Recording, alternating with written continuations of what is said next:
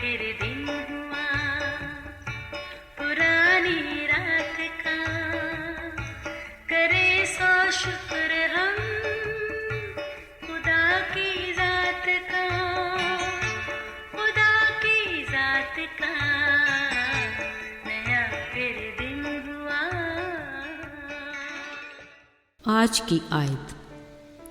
यीशु ने उनकी तरफ फिर कर कहा, आए यरूशलेम की बेटियों, मेरे लिए ना रो, बल्कि अपने और अपने बच्चों के लिए रो। लूका 23 बाब 28वीं आयत। अजीज़ों, ज़िंदगी को जहाँ और बहुत सी चीज़ों से तशबीह दी जाती है, वहाँ ये भी कहते हैं कि ज़िंदगी फूलों की सेज नहीं, और हकीकत भी यही है। अक्सर फूलों के साथ कांटे ज़रूर होते हैं। ज़िंदगी में फूलों का मतलब है खुशी, और कांटे दुख गम की अलामत हैं। खुशी और हंसी बात समझ में आती है, मगर दुख गम या रोना गोया बेबसी, बुड़बुड़ाना, मक्कारी, नाकामी या किसी के दुख को महसूस करना कहलाता है। गरज किसी भी तरह का रोना धोना ज़रूर किया जाता है जो किसी न किसी एहसास से जुड़ा होता है। ये भी अनोखा अंदाज है। बाज़ औक़ात तो हम ऐसी बातों के लिए रोते हैं जिसकी कोई वजह भी नहीं होती, मगर जिन बातों के लिए रोना मकसूद हो कोई संजीदा नहीं होता।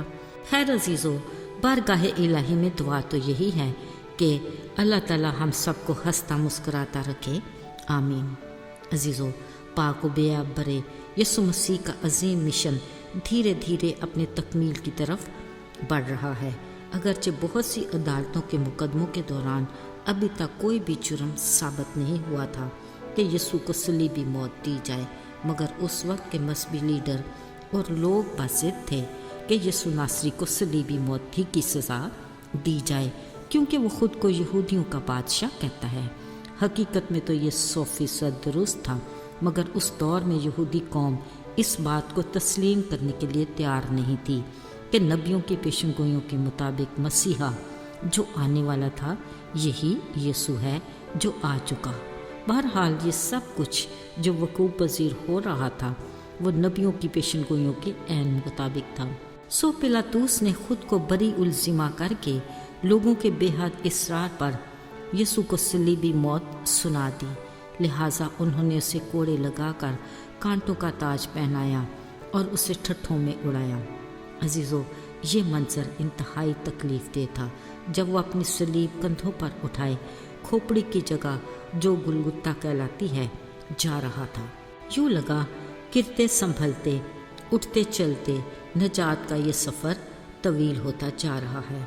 मगर अजीज़ों, ज़रा दिल से सोचें तो इसकी गहराई में कितनी खूबसूरती होगी जो अब तक फ़कत यीशु ही महसूस कर पा रहे होंगे। इस कारवां में शामिल बड़ी भीड़ और यीशु को प्यार करने वाली वो ख़वातीन रोती पीटती उसकी दुख की तस्वीर के दूसरे रुख से बिल्कुल बेखबर थीं। एक बार तो यीशु ने ज़रूर अपने दुख में रोती औरतों के प्यार को महसूस किया होगा, मगर दूसरे ही लम्हे उन्हें उन पर तरस आया तो पलट कर कहा, आए यरूशलेम की बेटियों, मेरे लिए ना रो, बल्कि अपने और बच्चों के लिए रो। वो अच्छे से जानता था कि ये सादा लोग बशमूल उसके शागिर्द इस दुख भरे नजात के सफ़र और कुफारे के अजीम मकसद को समझ नहीं पा रहे। वो अपनी महदूद सोच और अदम मार्फत की बदौलत यीशु की मंजिल की इंतहा वो खोपड़ी की जगह ही समझ रहे थे जहाँ यीशु को मसलूब किया जाना था। उनके ख्याल में कुछ देर के बाद ये सब कुछ किस्सा ए पारीना बन जाएगा जिसे कोई याद भी नहीं करेगा। अजीज़ों, अगर हम भी उस दौर में होते तो यकीनन इन दुख गम में रोते लोगों में से ही शामिल होते, मगर आज हम कलाम पाक की बदौलत जानते और यकीन रखते हैं कि यीशु के इस अजीम मिशन का मकसद हम गुनाहगारों की गुनाह से रिहाई और तोहफे में हमेशा की ज़िंदगी है।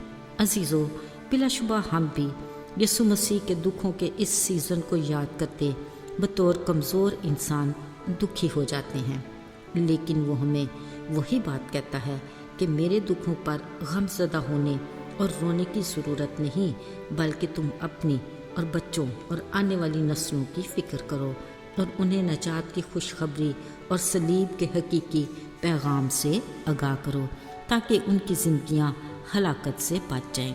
نجات کا دن آج ہی کا ہے اور قبولیت کا یہی وقت ہے۔ ایسا نہ ہو کہ نجات کا دروازہ بند ہو جائے، کیونکہ اب کی بار جب وہ شان و شوکت چھوڑ کر آئے گا تو وہ انصاف کے تخت پر بیٹھے گا۔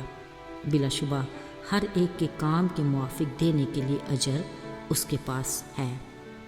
آئیے دعا کریں۔ آئے آسمانی باپ، ہم تیری اس عظیم قربانی کے لیے شکر گزار ہیں۔ تیرے مار کھانے سے ہمیں گناہ کے مرض سے شفا ملی۔ ہمیں دلیری عطا کر کہ ہم دوسروں تک تیری صلیب کے حقیقی پیغام کو لے کر جائیں، تاکہ وہ بھی تجھ پر ایمان لا کر تیرے گھرانے میں شامل ہو جائیں۔ یسوع کے پاک اور مبارک نام میں آمین۔